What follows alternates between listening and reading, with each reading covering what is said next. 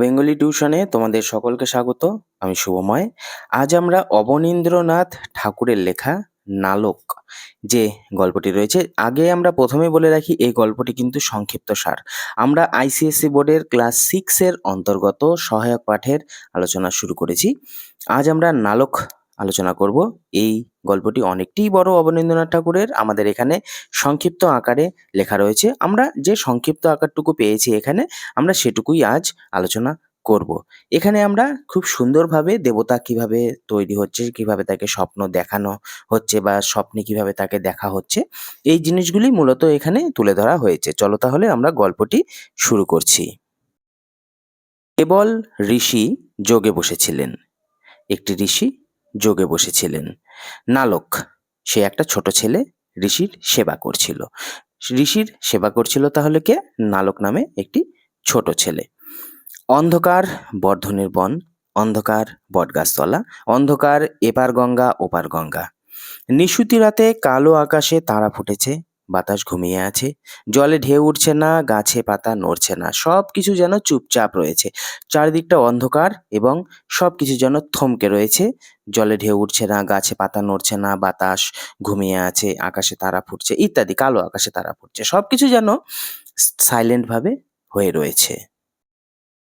এমন সময় অন্ধকারে আলো ফুটল। ফুল যেমন করে ফোটে, চাঁদ যেমন করে ওঠে, মানে ফুল যেভাবে ফোটে, চাঁদ যেভাবে উঠে, তারপর যেমন করে আলো বেরোয়, একটু একটু আরো একটু ধীরে ধীরে, মানে গোটাটা তারপর দেখা যায় সমস্ত পৃথিবী দুলে উঠল। পদ্মপাতার জল যেমন দুলতে থাকে, মানে পদ্মপাতার ভেতরে জল যেমন এদিক ওদিক দোলে, এদিক সেদিক ওধার আধার এদিক ওদিক করতে থাকে। ঋষি চোখ মেলে চাইলেন, দেখলেন আকাশে এক আশ্চর্য আলো। যে ঋষি ধ্যান করছিলেন তিনি চোখ তুলে দেখলেন আকাশে আলো। চাঁদের আলো নয়, সূর্যের আলো নয়, সমস্ত আলো মিশিয়ে এক আলোর আলো, মানে সব কিছু মিশিয়ে, চাঁদ সূর্য সব মিশিয়ে যেন একটা আলাদা রকম আলো। এমন আলো কেউ কখনো দেখেনি। আকাশ জুড়ে কে যেন 7 রঙের ধ্বজা উড়িয়ে দিয়েছে, মানে রামধনু যে হয় 7টি রঙের, সেই 7টি রঙের ধ্বজা কেউ যেন ওড়াচ্ছে। কোনো দেবতা পৃথিবীতে নেমে আসবেন, তাই কে যেন শূন্যের ওপরে আলোর এক একটি ধাপ গেঁথে দিয়েছে। সন্ন্যাসী আসন ছেড়ে উঠে দাঁড়ালেন। নালককে বললেন, কপিলাবস্তুতে বুদ্ধদেব জন্মগ্রহণ নেবেন, মানে কপিলাবস্তু শহরে, নগরে বুদ্ধদেব জন্মাবেন। আমি তার দর্শন করতে চললাম, তুমি সাবধানে এখানে থাকো। বনের মধ্যে আঁকাবাঁকা সরু পথ, সন্ন্যাসী সেই পথে উত্তর মুখে চলে গেলেন। নালক চুপটি করে বটতলায় ধ্যানে বসে দেখতে লাগলো একটির পর একটি ছবি। এবার যা এখানে ছবি দেখানো হবে সেগুলো সম্পূর্ণই নালকের কল্পনার ছবি। মানে সেই যে ধ্যানে বসলো, সেই ধ্যানে সে কি কি দেখলো।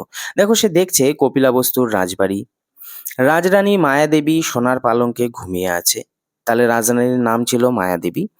ঘরের সামনে খোলা ছাদ, তার ওধারে বাগান, শহর, মন্দির, মঠ, আরো ওধারে অনেক দূরে হিমালয় পর্বত সাদা বরফে ঢাকা। আর সেই পাহাড়ের ওধারে আকাশ জুড়ে আশ্চর্য এক সাদা আলো। তার মাঝে সিঁদুর টিপের মতো সূর্য উঠছে, মানে পর্বতের মধ্যে দিয়ে সিঁদুরের মতো টিপ পরিয়ে যেন দিচ্ছে, সূর্য উঠছে। রাজা শুদ্ধোধন, কপিলাবস্তুর তাহলে শুদ্ধোধন রাজা, সেই আশ্চর্য আলোর দিকে চেয়ে আছেন। এমন সময় মায়াদেবী জেগে উঠে বলছেন, মহারাজ, কি চমৎকার স্বপ্নই দেখলাম। এতটুকু একটি শ্বেত হস্তি, মানে সাদা হস্তি, দ্বিতীয়ার চাঁদের মতো, বাঁকা বাঁকা কচি দুটো দাঁত, তার মানে হাতির যে দাঁত হয় বাঁকা বাঁকা কচি কচি দাঁত, দুটো দাঁত, সে যেন হিমালয়ের ওপার থেকে মেঘের ওপর দিয়ে আমার কোলে নেমে এলো।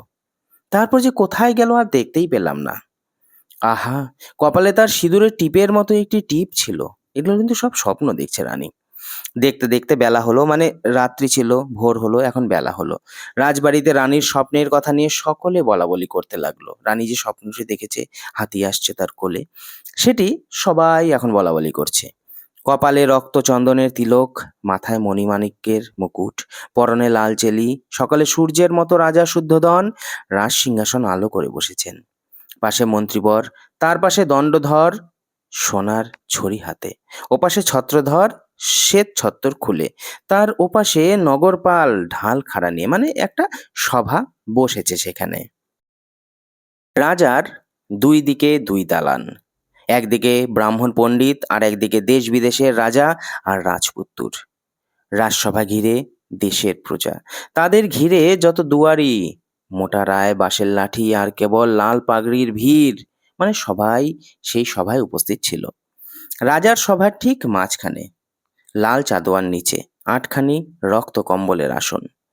তারই উপরে রাজার ৮ গণৎকার খড়ি হাতে, মানে যারা গণনা করে, জ্যোতিষ অ্যাকচুয়ালি, পুঁথি খুলে রানীর স্বপ্নের কথা গণনা করতে বসেছেন। তাদের কারো মাথায় পাকা চুল, কারো মাথায় টাক, কারো বা ঝুঁটি বাঁধা, কারো বা ঝাঁটা গোঁফ। সকলের হাতে এক এক শামুক নস্যি।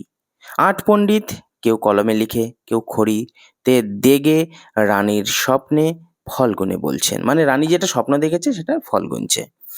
সূর্য স্বপ্নে রাজ চক্রবর্তীর পুত্র মহাতেজস্বী, এগুলো বলছে আর কি তারা।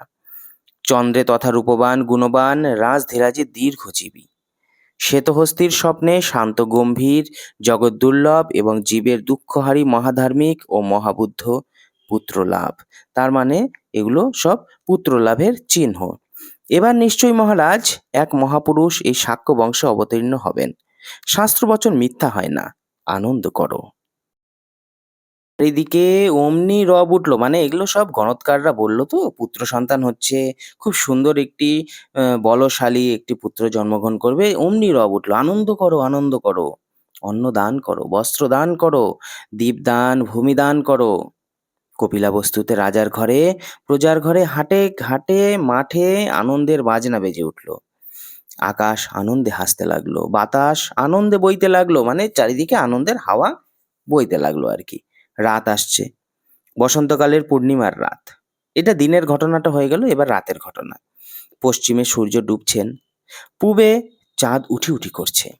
পৃথিবীর এক পারে সোনার শিখা আর এক পারে রূপোর রেখা দেখা দিচ্ছে। মাথার উপর নীল আকাশ, লক্ষ কোটি তারার আর সন্ধি পুজোর শাঁখ ঘন্টায় ভরে উঠেছে।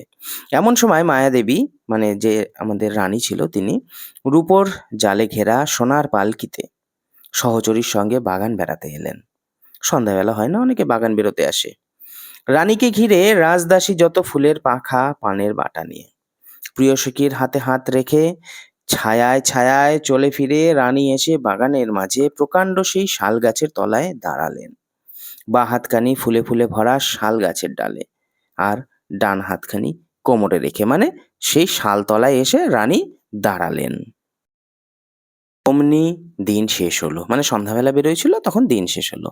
পাখিরা একবার কলরব করে উঠল। বাতাসে অনেক ফুলের গন্ধ, আকাশে অনেক ফুলের গন্ধ, আকাশে অনেক তারার আলো ছড়িয়ে পড়ল। পূবে পূর্ণিমার চাঁদ উদয় হলো।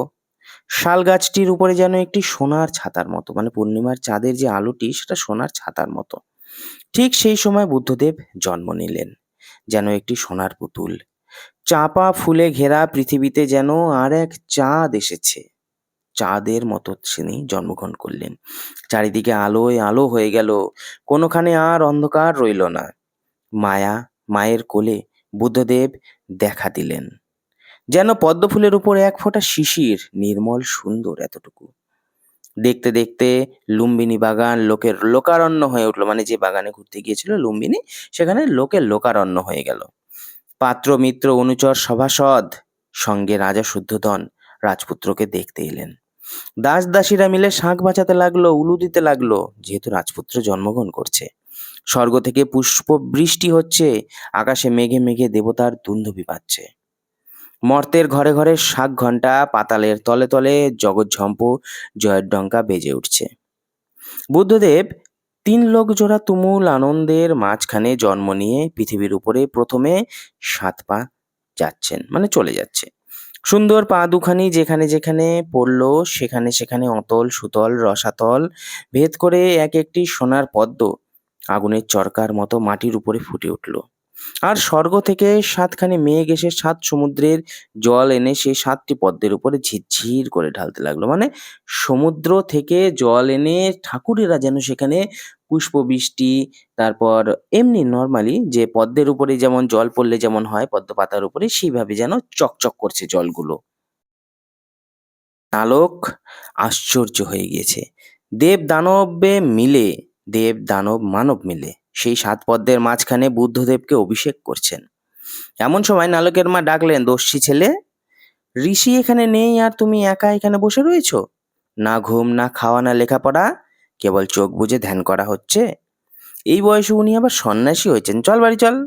মানে এই যে এতগুলি যে দেখছিলে, এতগুলি যে এই যে জন্মগ্রহণ করলো, ফুল ফুল বৃষ্টি হলো, পুষ্পবৃষ্টি ইত্যাদি ইত্যাদি, সবকিছু নালক যেন ধ্যানে দেখছিল। মা নালকের হাত ধরে টেনে নিয়ে চললেন। নালক মাটিতে লুটোপুটি খেয়ে বলল, ছেড়ে দে মা। তারপর কি হলো দেখি। একবারটি ছাড় মাগো, ছেড়ে দে, ছেড়ে দে। সমস্ত বন নালকের দুঃখে কেঁদে কেঁদে বলল, ছেড়ে দে, ছেড়ে দে, আর ছেড়ে দে। এটা সংক্ষিপ্ত, হ্যাঁ? এটা আরো বড় আছে। তোমরা পড়তে চাইলে অবনীন্দ্রনাথ সংকলন, যেটা গল্প সংকলন, সেখান থেকে পড়তে হবে। এবারে আমরা একটু অবনীন্দ্রনাথ সম্পর্কে দেখে নিয়ে দু একটি প্রশ্ন দেখে নেব। তো অবনীন্দ্রনাথ ঠাকুর সম্পর্কে কি বলবো, সবই তোমরা জানো। জন্ম ৭ই আগস্ট ১৮৭১, মৃত্যু ৫ ডিসেম্বর ১৯৫১ সাল। কলকাতার জোড়াসাঁকো ঠাকুর পরিবারের সন্তান, মহর্ষি দেবেন্দ্রনাথ ঠাকুরের পৌত্র, বিশ্বকবি রবীন্দ্রনাথ ঠাকুরের ভ্রাতুষ্পুত্র এবং গুণেন্দ্রনাথ ঠাকুরের পুত্র।